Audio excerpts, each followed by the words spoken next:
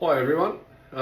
So this chat is maybe a little bit controversial to some people. So we're going to talk about why people probably continue to use hip thrust as a exercise, and maybe why I think it's not all it's cracked up to be. So in a bunch of research studies, the hip thrust was once thought to improve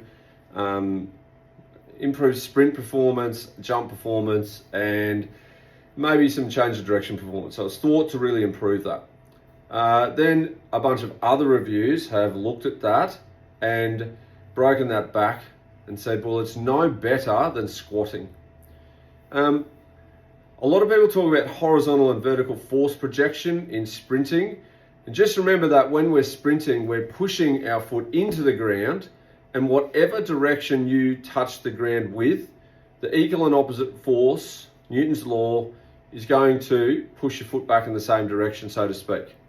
So it's not horizontal. The horizontal force in running, you could almost equate as frictional force as you're pushing the ground away from you, and the friction gives you the ability to hold on to the ground.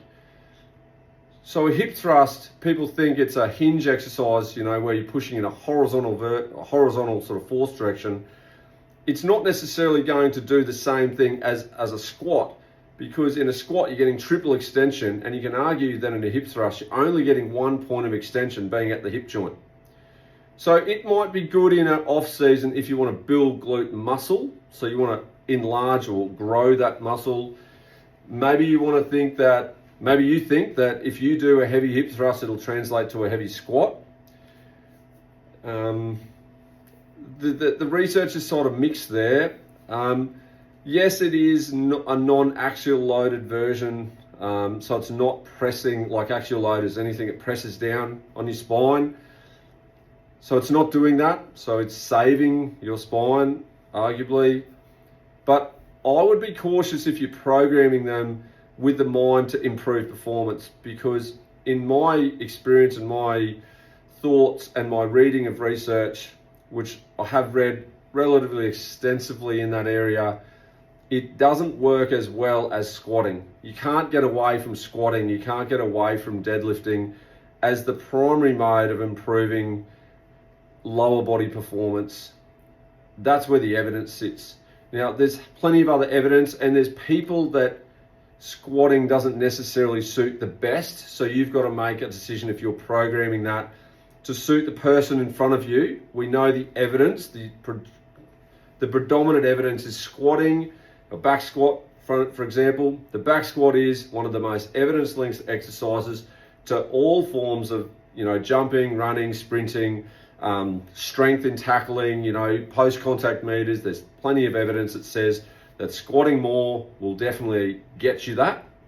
In swimming, for argument's sake, that a lot of people went to hip thrust, but if you look at the evidence is squatting more helps jumping off the blocks, getting into the water in a better position, pushing off a turn.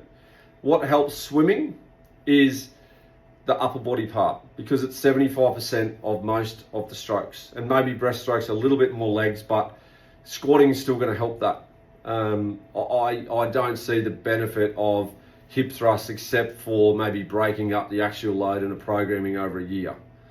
So when you're programming, especially your baseline athletes, you might only have them in there for 2 45-minute sessions a week. You've got to factor in, is that exercise the absolute best thing that I can do to help them, or am I better off picking something that's been evidence-based for 100 years, and that is squatting?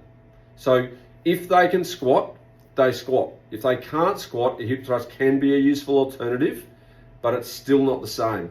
And that's very much an opinion-based piece from me. So if you don't agree with that opinion, I completely understand. Not everyone does. But if you're a new coach or a younger experienced coach, maybe take that from me. I've been, coaching and programming for a while. If you can get your athletes to squat, your job is to teach them how to do it and get them to do it, and then get them stronger at it.